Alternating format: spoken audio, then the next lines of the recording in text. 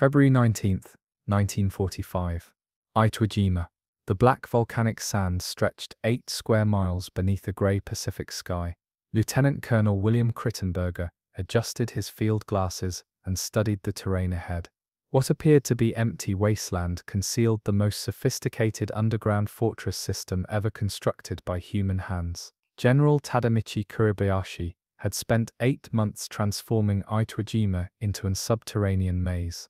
11 miles of interconnected tunnels, 1,500 cave positions, 5,000 underground rooms carved from solid volcanic rock. The mathematics of defense reduced to its purest form, forced the enemy to pay in blood for every yard of advance.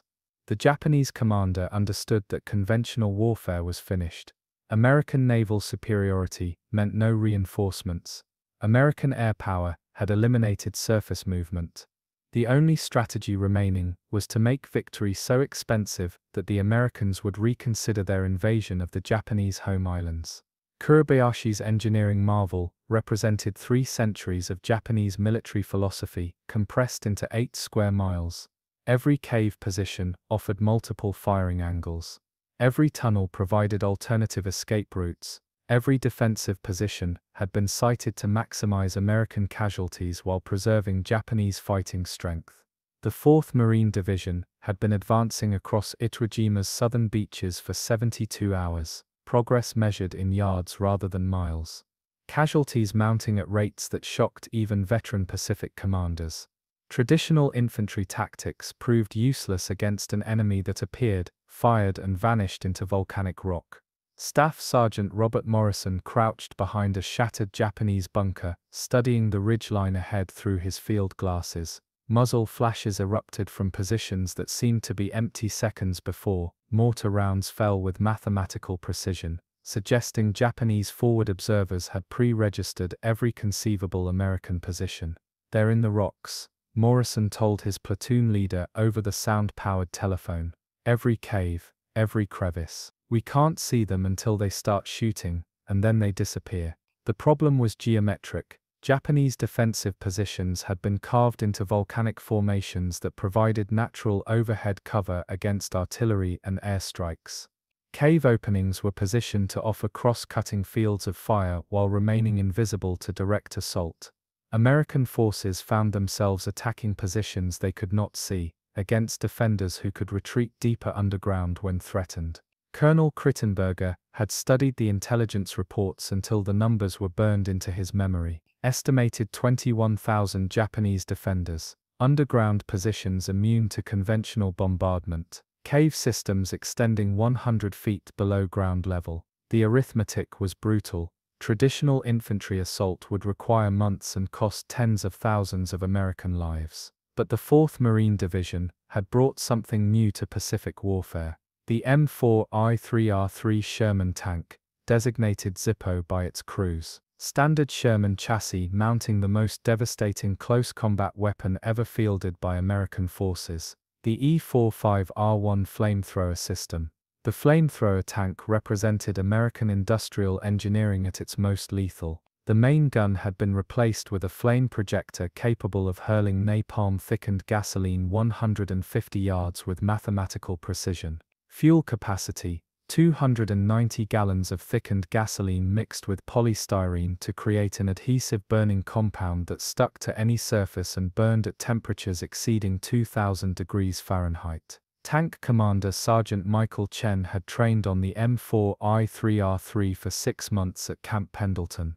The weapon system required mathematical precision in fuel mixture ratios, ignition timing, and trajectory calculations. Too much thickening agent, and the fuel would not ignite properly. Too little, and the flame stream would disperse before reaching maximum range. "The flame follows physics," Chen explained to his crew during their final briefing aboard the transport vessel. "Gravity pulls it down, wind pushes it sideways, temperature affects viscosity. You calculate like artillery, but you aim like a rifleman." Driver Corporal James Liu understood that tank warfare on Iwo Jima would be unlike anything they had trained for. The volcanic terrain offered no room for traditional armor maneuvers. No flanking movements across open ground, no massed tank charges against fixed positions. Every engagement would be fought at ranges measured in yards rather than miles. Bow gunner Private David Wong had studied the intelligence photographs of Iwo Jima cave systems until he could recognize different types of defensive positions: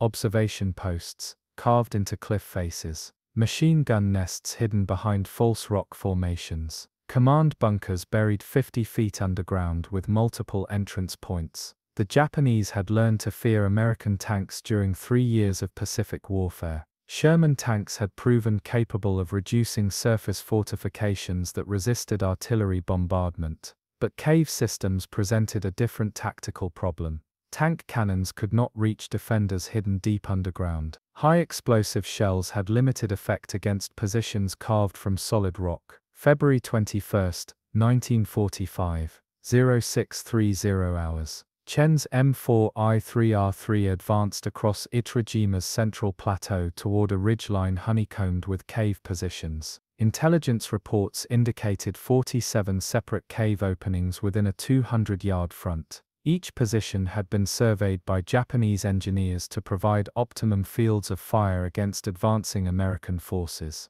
The first cave system appeared empty as Chen's tank approached to within 75 yards. No movement visible through the commander's periscope. No muzzle flashes or defensive fire. The cave opening measured approximately 8 feet wide by 6 feet high, carved into volcanic rock that provided natural camouflage against aerial observation. At 50 yards range, Japanese machine gun fire erupted from 3 separate positions. Nambu Type 99 machine guns firing 7.7 mm ammunition at cyclic rates of 850 rounds per minute. The mathematical precision was devastating, interlocking fields of fire that covered every possible approach route while keeping the gunners invisible to counter battery fire. Chen ordered his driver to halt at 40 yards range and traversed the flame projector toward the central cave opening. Fuel pressure, 280 pounds per square inch. Wind speed 8 knots from the northeast. Target bearing 010 degrees relative. The physics of flame projection required careful calculation of trajectory, fuel consumption and burn duration.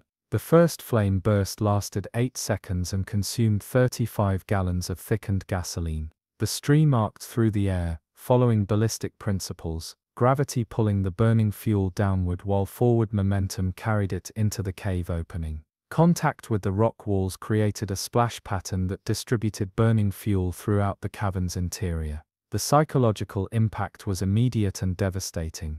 Japanese infantry trained to resist artillery bombardment, airstrikes, and direct assault found themselves facing a weapon that defied conventional countermeasures. Burning fuel flowed like liquid death through tunnels and chambers, consuming oxygen and creating toxic smoke that forced defenders to choose between suffocation and evacuation. Private Yamamoto Keisuke had been defending cave position #23 for 6 days. His Type 99 machine gun commanded a perfect field of fire across the American approach routes. Ammunition, 2,000 rounds of 7.7 mm armor-piercing. Water enough for 3 days. Food rice balls that would last a week with careful rationing. The cave position had been carved by engineers who understood defensive geometry. Multiple firing ports offered different angles of engagement. Alternative positions allowed tactical withdrawal under fire. Emergency escape routes provided access to adjacent cave systems through interconnected tunnels. When the American flamethrower tank opened fire, Yamamoto's carefully prepared position became a death trap. Burning fuel flowed through the main chamber and ignited stored ammunition. Secondary explosions sealed the escape tunnels. Toxic smoke filled every airspace within minutes. The mathematics of cave warfare had changed forever. Positions that could resist month-long artillery bombardments succumbed to single flamethrower attacks, lasting less than 30 seconds. Underground fortifications that represented months of engineering effort became uninhabitable within minutes.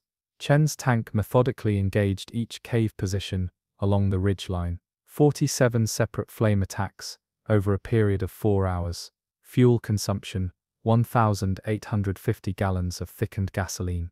Results: complete neutralization of an underground fortress system that conventional weapons could not penetrate. but the tactical implications extended beyond individual engagements. Japanese defensive strategy for the Pacific War had been based on the assumption that underground positions offered immunity from American firepower superiority.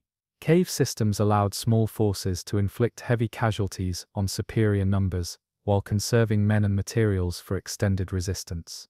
The flamethrower tank eliminated that advantage with mathematical precision. Cave positions that could not be reached by artillery or air power became vulnerable to direct assault.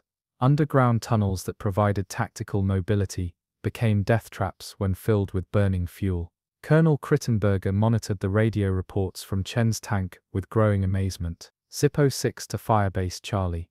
Cave system Alpha neutralized, 17 separate positions. No return fire. Advancing to next objective. The numbers were unprecedented in Pacific warfare. Traditional infantry assault against cave positions typically achieved success rates of 10 to 15% per attack, with high casualties and extended time requirements. The M4A3R3 flamethrower tank achieved 100% effectiveness against cave systems that had been considered impregnable. February 22, 1945. Chen's tank joined 12 other M4A3R3 vehicles in a coordinated assault against Mount Suribachi's northern slopes. The extinct volcano had been transformed into the ultimate defensive position, 386 cave openings connected by 3 miles of underground tunnels. Japanese engineers had spent 4 months creating a 3-dimensional fortress that could house 2,000 defenders. The attack began at 0800 hours,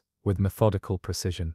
Tank commanders had studied aerial reconnaissance photographs that identified every visible cave opening. Fire control procedures divided the target area into numbered sectors. Each flamethrower tank received specific assignments based on fuel capacity and tactical positioning. Tank Sergeant Paul Martinez commanded Zippo 3, positioned to engage the eastern slope of Mount Suribachi. His assigned sector contained 31 cave positions, arranged in 3 defensive tiers. Intelligence reports indicated approximately 200 Japanese defenders, armed with machine guns, mortars, and anti-tank weapons. The first tier consisted of observation posts, carved into vertical rock faces 80 feet above sea level. These positions commanded perfect fields of fire across the beach approaches, and could direct artillery fire from positions deeper in the mountain. Each observation post had been connected to the main tunnel system by shafts that allowed personnel and equipment movement, while remaining invisible to American aerial reconnaissance. Martinez engaged the first observation post at 1,000 yards range, the maximum effective distance for the E45R1 flamethrower system. Fuel consumption calculations indicated 8-second bursts would provide optimum penetration while conserving gasoline for extended operations. Wind conditions were ideal, 6 knots from the southwest, minimal turbulence around the volcanic slopes. The burning fuel struck the cave opening and flowed into the tunnel system with devastating effect. Secondary explosions indicated stored ammunition had ignited. Smoke began pouring from cave openings 200 yards away, confirming that the tunnel system was extensively interconnected. Martinez systematically engaged each position in his assigned sector. Cave #1 direct hit, secondary explosions, position neutralized. Cave #2, fuel splash pattern covered entrance and interior walls, position abandoned. Cave #3, burning fuel, flowed 50 yards into tunnel system, connecting passage sealed by debris. The mathematical precision was ruthless. Each flame attack required 4-6 minutes to complete, 2 minutes for target identification and range calculation, 1 minute for crew preparation and fuel pressure adjustment, 8:45 seconds for actual flame projection, 3 minutes for damage assessment and tactical repositioning. Private Tanaka Hiroshi occupied observation post #17 on Mount Suribachi's eastern face. His position commanded a perfect view of American forces advancing across the central plateau. Type 96 machine gun with 1,500 rounds of ammunition. Hand grenades for close defense. Radio communication with the main command bunker 150 feet below ground level. Tanaka had been trained in cave defense tactics that emphasized concealment, accurate fire, and tactical withdrawal when threatened. The cave system offered multiple escape routes through connecting tunnels.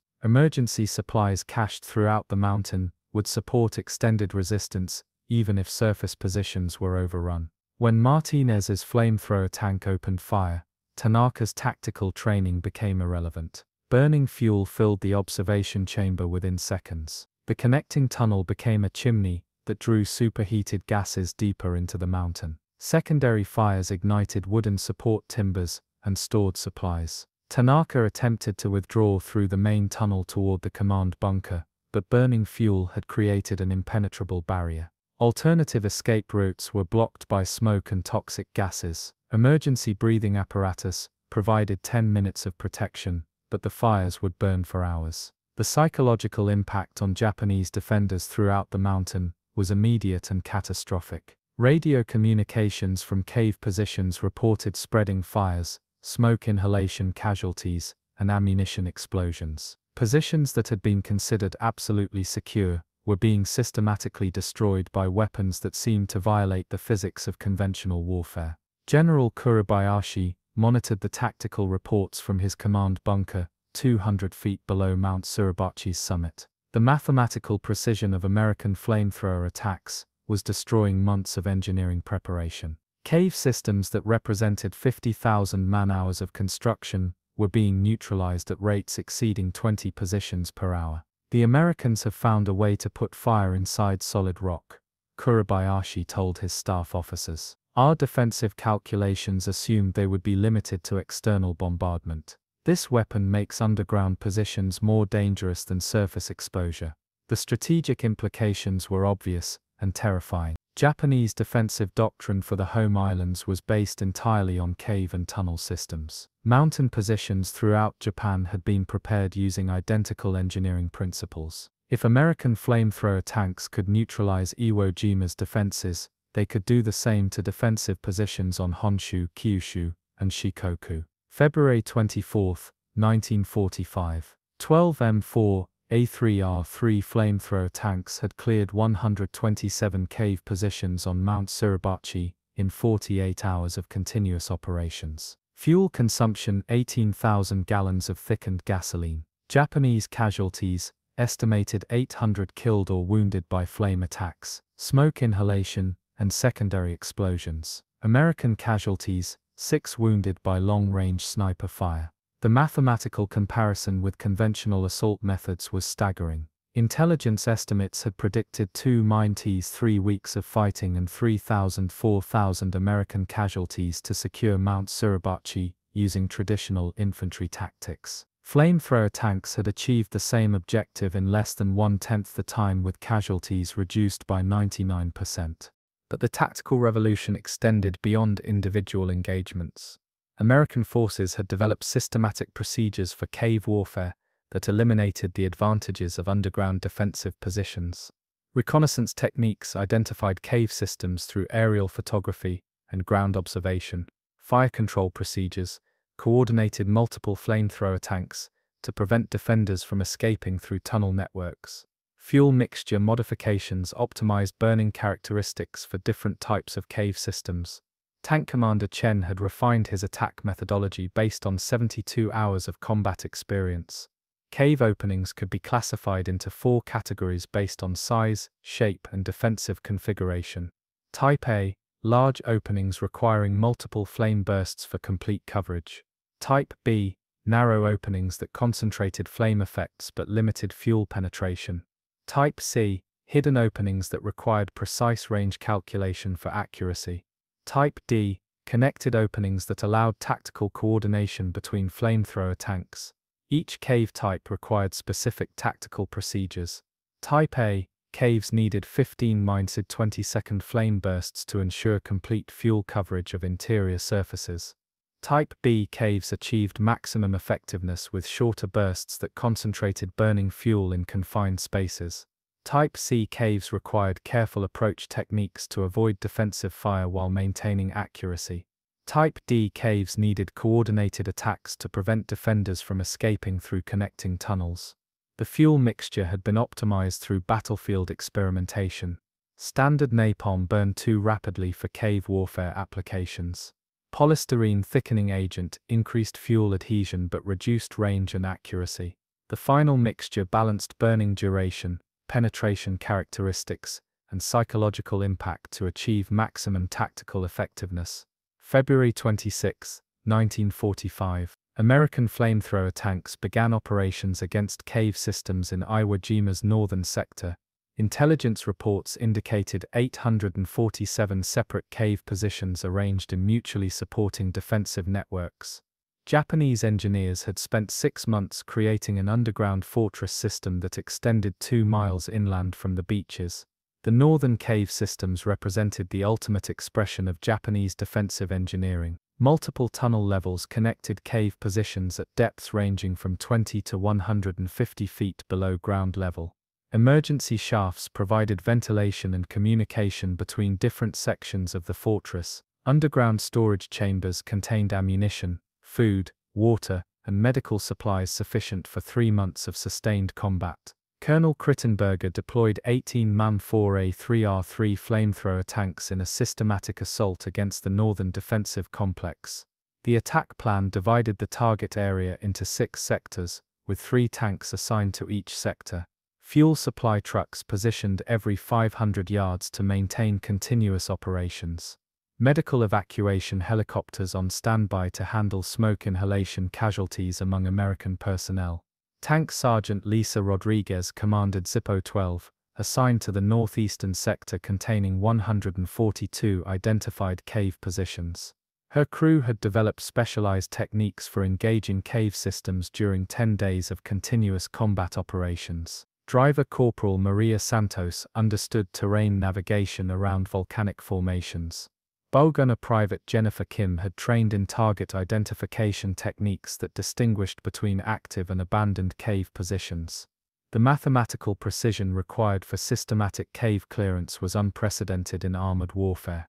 Each cave position required individual range calculation, fuel consumption analysis, and damage assessment. Tactical coordination between tanks prevented defenders from escaping through interconnected tunnel systems. Communication procedures ensured continuous coordination with infantry forces following behind to secure cleared areas. Rodriguez's first target was a cave complex containing 7 separate openings arranged around a volcanic outcropping. Intelligence reports suggested the positions were connected by tunnels that allowed tactical movement between firing points. Estimated garrison 45 mindset 50 Japanese infantry armed with automatic weapons and anti-tank rockets. The attack began at 10:30 hours with coordinated flame strikes against all 7 cave openings within a 60-second period. Fuel consumption 280 gallons per cave, total expenditure 1,960 gallons. The mathematical precision eliminated escape routes while ensuring complete fuel coverage of the tunnel system. Results exceeded all expectations. Secondary explosions within 3 minutes indicated that stored ammunition had ignited throughout the cave complex. Smoke emissions from ventilation shafts 200 yards away confirmed that fires had spread through the entire tunnel network. Damage assessment at 1200 hours revealed no surviving defenders and complete destruction of defensive positions that had required 6 months to construct. Private Sato Masao had been stationed in cave position #73 within the northeastern defensive complex. His Type 99 machine gun commanded approaches to the main tunnel entrance. Ammunition supply 3,000 rounds stored in waterproof containers. Emergency equipment included gas masks, first aid supplies, and enough food for 2 weeks of independent operations. The cave position had been engineered to resist direct assault by American infantry. Multiple firing ports offered different fields of fire. Reinforced tunnels provided protection against artillery bombardment. Emergency exits connected to adjacent positions through secondary tunnel networks. When Rodriguez's flamethrower tank opened fire, Sato's defensive position became a furnace. Burning fuel flowed through the main chamber and ignited stored supplies. The connecting tunnels became chimneys that drew superheated gases throughout the complex. Emergency breathing apparatus provided temporary protection, but the fires created toxic smoke that penetrated every airspace. Sato attempted to reach the emergency exit tunnel, but burning fuel had already spread through the connecting passage. Alternative routes were blocked by debris from secondary explosions. The mathematical precision of American flamethrower tactics had eliminated every escape option while creating conditions that made survival impossible. March 1, 1945. American flamethrower tanks had cleared 423 cave positions in Iwo Jima's northern sector during 96 hours of continuous operations. Japanese defensive casualties estimated 2,100 killed by flame attacks, smoke inhalation and secondary explosions. Cave systems that represented 8 months of engineering preparation had been systematically neutralized in less than 1 week. The psychological impact on surviving Japanese defenders was complete and devastating. Radio intercepts indicated widespread panic among cave garrisons throughout the island. Requests for permission to abandon underground positions. Reports of mass smoke inhalation casualties. Demands for immediate reinforcement of positions already considered impregnable. General Kuribayashi understood that American flamethrower tanks had rendered Japanese defensive doctrine obsolete. Underground positions that formed the basis of resistance strategy could no longer provide protection against American firepower. The mathematical advantages of defensive warfare had been eliminated by weapons that delivered fire directly into cave systems. "They have turned our strength into weakness," Kuribayashi observed in his final radio transmission to Imperial General Headquarters. "The caves that protected us from their artillery have become ovens for their fire weapons. Our defensive calculations were based on incomplete understanding of American technological capabilities." March 5, 1945. The final count was unprecedented in Pacific warfare. 487 Japanese cave positions, neutralized by American flamethrower tanks, in 18 days of operations. Total fuel consumption, 45,000 gallons of thickened gasoline. Japanese casualties, estimated 3,800, killed or wounded by flame attacks. American casualties in cave warfare operations, 23 wounded, 0 killed. The mathematical comparison with conventional assault methods revealed the tactical revolution that had occurred on Iwo Jima. Traditional infantry attacks against cave systems typically achieved success rates of 15 to 20%, with high casualties and extended time requirements. Flamethrower tanks achieved 100% effectiveness against cave positions, while reducing American casualties by 95%. But the strategic implications extended far beyond tactical success on a single battlefield. Japanese defensive preparations throughout the Pacific had been based on cave and tunnel systems identical to those on Iwo Jima. American flamethrower tanks had demonstrated the ability to neutralize underground positions that conventional weapons could not penetrate. The technological advantage was decisive and mathematically quantifiable. Cave systems that required months of construction could be destroyed in minutes.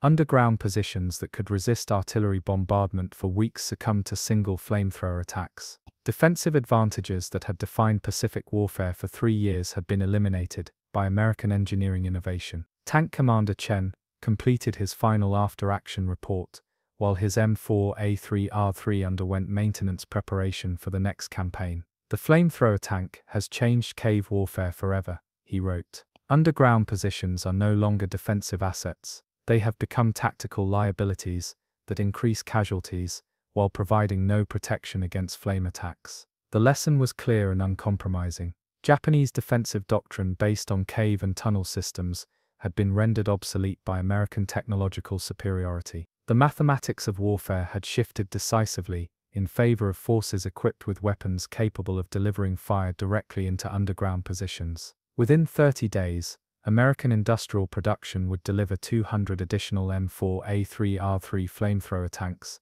to Pacific Theater forces. The weapons that cleared 487 caves on Iwo Jima would soon be applied to Japanese defensive positions throughout the Pacific. The age of cave warfare was ending, and Japanese military planners understood that their defensive calculations would require complete revision. The stunned silence from Japanese radio intercepts told the story more clearly than casualty reports or tactical analyses. An entire defensive doctrine had been shattered by weapons that turned underground protection into underground destruction. The caves that were supposed to save Japan had become the instruments of Japan's defeat.